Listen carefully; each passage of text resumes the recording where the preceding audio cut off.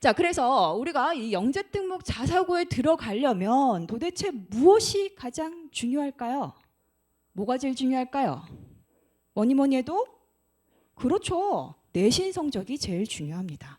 내가 책을 되게 많이 읽어서 되게 박식해. 막 여기저기 막 뭐 똘똘이 같아.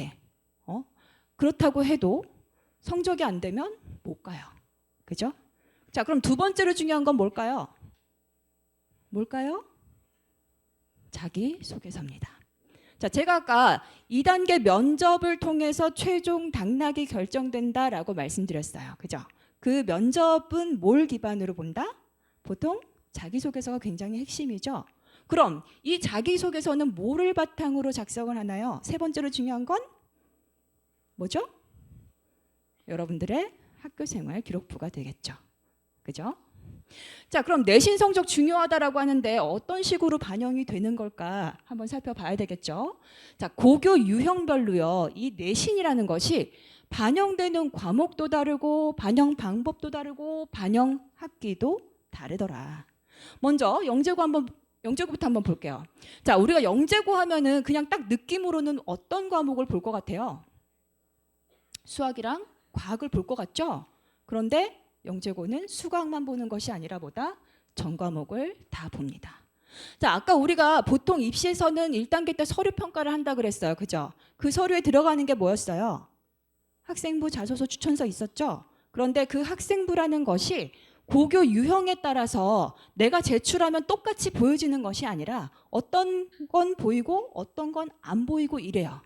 그런데 그러한 어떤 기준에서부터 가장 자유로운 학교가 어디다?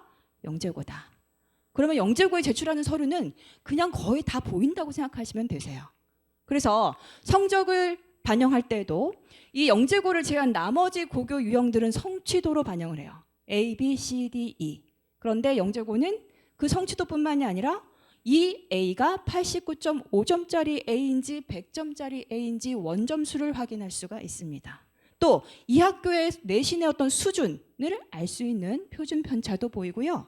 성취도뿐만 아니라 평균까지 싸그리 다 보인다. 왜? 누굴 뽑는 거예요?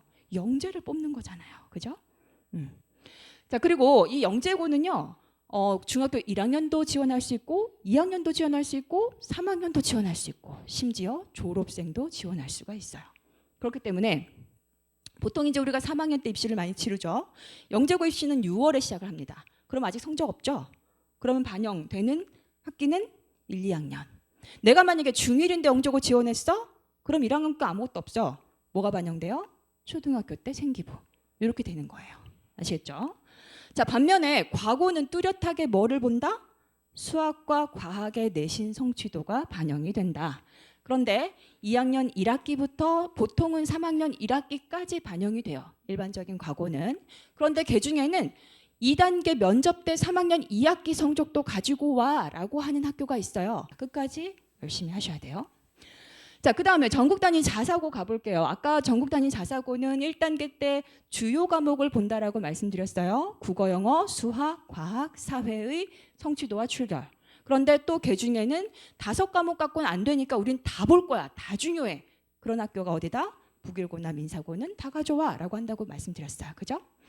역시나 성취도고요. 요거는 2학년 1학기부터 맨 마지막 3학년 2학기까지 4개 학기가 전부 다 반영이 됩니다. 그러니까 정말 끝까지 놓치지 않고 내신 성적 관리에 힘쓰셔야 된다라는 거예요. 자, 그다음 광역단위 자사고 갈게요. 광역단위 자사고 마찬가지인데 서울에 있는 광역단위 자사고는 조금 달라요. 거기는 추첨이에요. 성적이 의미가 별로 없어요. 만약에 내가 성적이 좀 많이 안 좋은데 나는 반드시 자사고를 가고 싶다. 이사 가시면 됩니다. 서울로. 아시겠죠? 마찬가지 성취도로 반영하고요. 2학년 1학기부터 3학년 2학기까지 반영을 한다. 자, 마지막 외고 국제고인데요. 아까 말씀드렸듯이 가장 심플하다. 뭐만 본다? 영어만 본다. 그런데 영어를 성취도로 반영하기 때문에 동점자가 나올 확률이 크다. 동점자가 나오면 뭐 한다? 그들을 순서에 맞게 가려야 되기 때문에 추가로 국어 성취도, 사회 성취도를 보는데 어디부터 반영하느냐? 맨 마지막 시험. 3학년 2학기 국어. 그 다음 사회, 그 다음 3학년 1학기 국어, 그 다음 사회. 밑으로 내려오면서 계속 가려질 때까지 타고 내려오면서 가리는 거예요. 이렇게 반영을 하게 된다. 자, 그러면 우리가 고교 유형별로 그래 뭐 좋아 반영 과목 이렇고 뭐 반영 학기 이렇고 이거 알겠어. 뭐 공부 잘하면 뭐 크게 문제 없겠지. 올백 맞으면 탈 없겠지. 1단계 뭐 무난히 다 통과하는 거지. 그런데 우리가 3년을 올백 맞고 올 A 맞는 것이 쉬우냐? 쉽지 않잖아요. 그죠? 그랬을 때 우리에게 고민이 생기죠. 도대체 잘해야 된다라고 하는데 그 잘 어디까지가 잘인 걸까? 1단계를 안정적으로 통과하기 위해서는 과연 내가 평상시에 몇 점 정도로 내 과목들 성적 관리를 해야 되는 걸까? 많이들 문의를 하세요. 자, 그래서 보여드립니다. 저희 엠베스트 합격생들의 3년간 주요 과목의 평균이에요. 자, 맨 끝에 주요 과목 평균, 주요 과목 5과목의 평균이고요. 한 해가 아니고 2021학년도부터 작년 3개년 동안의 평균 점수입니다. 굉장히 높게 형성되어 있네요. 그죠? 가장 낮은 점수가 92.5점. 그 다음이 바로 95점 이상이기 때문에 굉장히 성적이 높구나. 특히나 수학 점수 잠깐 볼까요? 영재고 98.1점, 과고 96.6점, 자사고 96.7점. 이거 뭐예요? 매번 시험 때마다 한 개를 틀릴까 말까 했다라는 거예요. 엄청나죠? 에이 선생님 그거 영재고고 과고고 자사고 의대 간다고 지원하는 걔네들이니까 그렇죠. 외국 국제고는 수학 안 보잖아요. 그럼 좀 다르지 않을까요? 자, 국제고 한번 볼까요? 어때요? 92.6점.